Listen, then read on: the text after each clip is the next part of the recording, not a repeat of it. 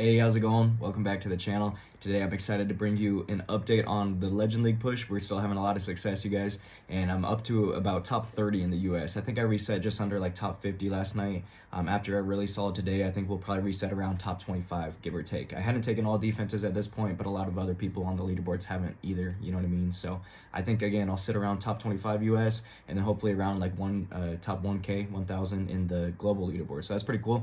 Having success today, guys. We got a plus 295 on the main account. Had one unfortunate 1-star, and then you guys, if you watched the video yesterday, saw the 297 from yesterday. Today I decided to attack on my alt account. I haven't done that for a couple days, so I had dropped low trophies, but I used stars army only on this account, and I got a 7 out of 8 day, one unfortunate 1-star at the very end. But I watched Star's video last night and really kind of studied it and tried to learn some things and take note of what he does well, and I feel like I implemented them pretty well and had a really solid day today. So one of those things is getting better at luring the clan castle troops, and then two, just having surgical deployment on your entry with like dragon riders, just making sure you kind of path them into where you want them to go. So I'm really going to try to discuss pathing this video, guys, try and help you guys understand it and kind of my thought process, because I know that's super important. That's something that can kind of hold people back from getting better at the game if that's something you're interested in, right? So had a good day, again, on both accounts, 7 out of 8, was happy with that. Just unfortunate 1-stars. My main account 1-star will be attack number 3, I think, in this video. So timestamps, armor link, all those things in description. Right here, guys, I'm going to kind of let the entry go. You guys are watching the Dragon Duke funnel one side, the Queen will funnel the opposite, like 2 to 3 o'clock side. Dragon Riders will come in at 12 and they'll just roll through this base. So I wanted to explain that real quick so I can get my verse of the day out of the way right here, guys. Today's verse comes from Colossians 2:6. It says, and now, just as you accepted Christ Jesus as your Lord, you must continue to follow him. Super important, guys. Once we put our faith in Jesus, it is then a day-by-day journey. We have to put our faith in Jesus first and foremost, but then we have to walk with him each day. We have to deny our flesh. We have to serve others, love others, help others, and it is difficult each day, but it's extremely rewarding. It's always going to be worth it, but it is a day-by-day decision to walk with Christ and obey him, and staying grounded in the Bible. Reading the Bible every single day is very key and very important in helping that be possible. So wanted to share that with you guys. Now we'll get back to the commentary. Like I kind of talked about, Queen went over there at 2 to 3 o'clock with Siege Barracks. She got a really good funnel, and now our army can fly in up at 12 o'clock.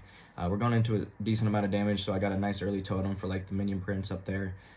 We're saving the warring ability because at this point, guys, all that's shooting us is a multi-inferno tower, right? So it would be kind of a waste to pop your warring ability so soon. We get a nice freeze right there on a scatter shot and fire spitter just to save my queen a little bit longer. My queen is going to die here though, but she honestly did her job. I didn't try to support her too much more with spells. She did what she needed to do. The funnel is nice, and our dragon riders are flying straight into the core right now. Rage pops, so of course we're going to overgrowth, and this base is gone, guys. We have like 7 spells at this point. Minion prince ability, this is completely destroyed, and get a nice minion prince just to slow, you know, kind of the whole back end. Skelly spell working for all those heroes, and monolith. We'll get a freeze for those things I just mentioned. And yeah, we're just going to support with a few totems on the back end here.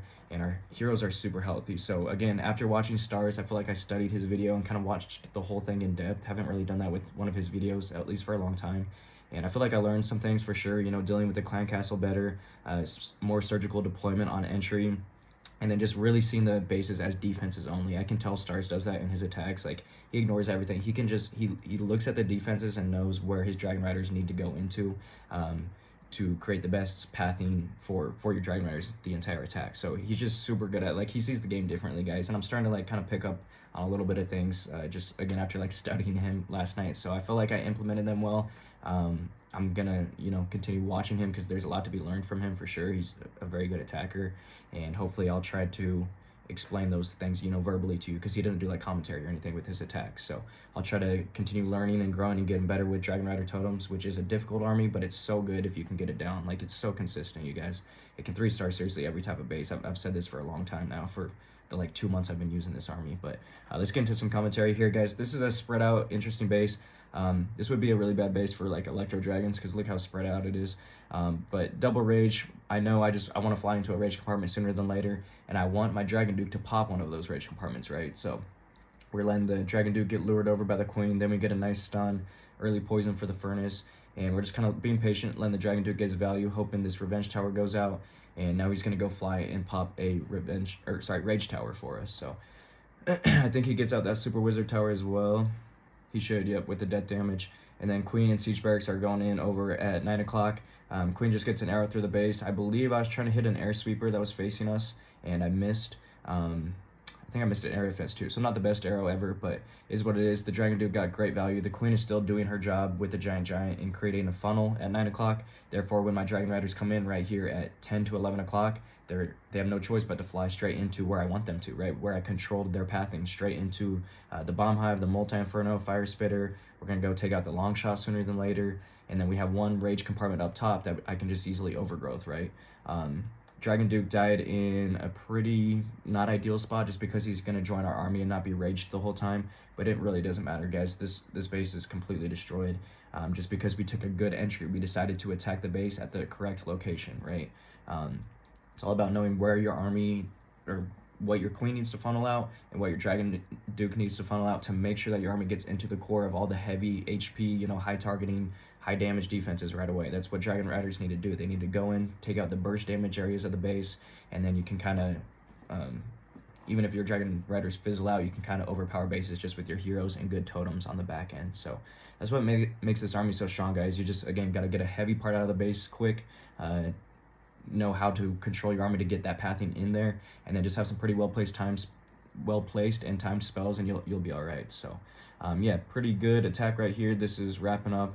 I hope this is making sense, guys. I'm trying to explain it in a way that I think makes sense. I don't know, I'm not great at explaining, you know, Clash of Clans attacks. This is still newer to me. I haven't done Clash for too long, but I am trying to bring a little bit of educational, you know, aspects to my video for sure. I definitely want to help teach y'all, but I also am a competitive person. I'm hoping to just get the top 10 in the US also, you know what I mean? I want to push, but I want to also help people as I try to climb and get there. But anyway, right here, this is a nice rage, but there's an invis at the town hall, and this is actually my fail, guys, which is funny because I always talk about how bad invis bases are, but it's pretty simple why I fell here, and I'll try to explain that as we get there. But right here, guys, I just see an air sweeper out here, and I have to take it out right away, or else it would mess up my Dragon Duke pathing right away. So a couple of rocket loans to get that out. I wanted to lure that Gigabomb, which is nice, and then at this point I needed to get a stun, or else the Monolith would have just killed my Dragon Duke right away. Usually want to try to avoid flying into the Monolith if possible, but I just knew this was really good pathing. I mean, look at this path right now, guys. This like 4 to 5 o'clock section is a hole, especially defensive wise. Like there's a nice little hole right there that's going to make my army just stay where I want them to. The problem is, guys, I should have placed my army down at like 2 to 3 o'clock, a little bit down to the right. The issue is I kind of placed them straight in front of the Rage Tower. So I should have taken out this bottom air defense and Monolith sooner, is basically what I'm trying to say. Also, Queen didn't get the best arrow here, which didn't help much.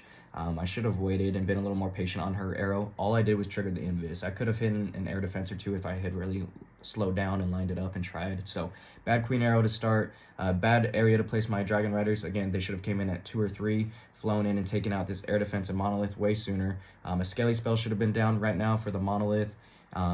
Rocket Loon and Baby Dragon should have came in sooner, right after that totem, to go get out this air defense, because that was my goal. I only had 1 Rocket Loon at this point, but of course the air defense doesn't go down, and it kills like 2 Dragon Riders, I believe. And at this point, like, I'm just kind of panicking. I could tell it was a really bad entry. I've already lost multiple Dragon Riders, so I decided to overgrowth there, which I don't love. Watching this back, I don't think that was the most ideal overgrowth location. If I were to overgrowth there, I should have done it probably 10 seconds sooner at least. At this point, guys, it's super simple. Watch the middle of the attack right now. Two or three Dragon Riders die, my Warden dies, because all I had to do was totem that Revenge Tower. If I totem that Revenge Tower, then the invis pops, that's fine, then I would place a freeze on it. The Revenge Tower would have gone down to those Dragon Riders. The Revenge Tower, therefore, wouldn't have completely zapped my minion prince that you're about to see here in a few seconds, and this attack would have gone way differently. I think we would have been able to overpower the back end, especially with a minion prince ability. We would still have meteors going down, but instead, the Revenge Tower completely destroys those couple Dragon Riders.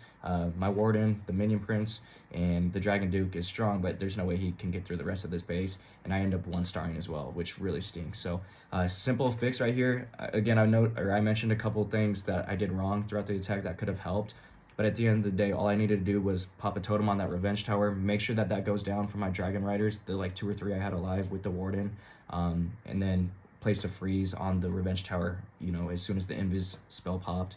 With those 2 spell supports on the highest damage defense, the revenge tower, I would have been fine. I would have tripled. I just wasn't paying attention, guys. I think I was looking at the bottom, like 6 o'clock, instead of looking at the most crucial part of the attack, which was the like rage tower interaction right there. So hope that made sense. I tried to go in depth with that explanation, because that was the difference maker between me getting a 320 or not today. Was just me not looking at a couple Dragon Riders in the core. Could have totem and freezed for them. Revenge tower would have gone down. I think we probably would have had a 320 today. I don't know. Hope that made sense. Anyway, we'll move on. That's the other thing, guys, is not getting upset after your attacks. You just watch them real quick, see what you did wrong, figure, okay, this is what I need to do next time, this is how I can fix my attack, clear mind, get into the next attack. Try not to overthink your hits. Try not to get, overly like critical or mad at yourself, because then you're just going to keep getting bad attacks, and you're just going to be in a bad attitude or a bad state of mind, and that's never good. So anyway, get a nice totem right there for the long shot, and just allowing my Dragon Duke to get into the town hall area so I can pop his stun. These bases are difficult, guys, especially for Dragon Riders. These are bases you really got to practice and just understand how to deal with rage compartments, because sometimes you need to freeze before the rage pops, sometimes you need to freeze as soon as the rage pops, sometimes you want to go pop or lure a rage compartment with the Dragon Duke. These bases aren't easy, is all I'm trying to say. You have to approach them differently, but you have to be locked in the entire attack for sure. My Queen Arrow wasn't the best. I was hoping to get the air defense over at like 1 to 2 o'clock on the right side of your screen. But anyway, the rage has popped. We are now starting to fly in here, and at this point I get a nice early warden ability. Clan Castle is coming out. There's a Lava Hound, which is going to slow things up for a little bit, but it's not a huge deal. Go ahead and revive the Dragon Duke so he can get out this revenge tower in the town hall, and then I'm just getting ready with my Overgrowth spell. Nice Skelly spell down on the monolith as well. That's where your Skelly spell wants to go most of the time, is either monoliths or long shot. It's nice for revenge towers at times too, but there's a nice Overgrowth, nice minion prince ability to deal with the right side rage compartment. And at this point, guys, I just have a couple rock loons, one more totem, so I'm hoping this heavy bottom compartment goes down, and then if that can go down soon enough, I know all of my army is healthy enough, especially my heroes, to be able to take out this Overgrowth section. Once it becomes unovergrowth, then it won't be raged up anymore, right? So I need a quick water break, guys. Sorry, I'm feeling a little like sick or nasally today.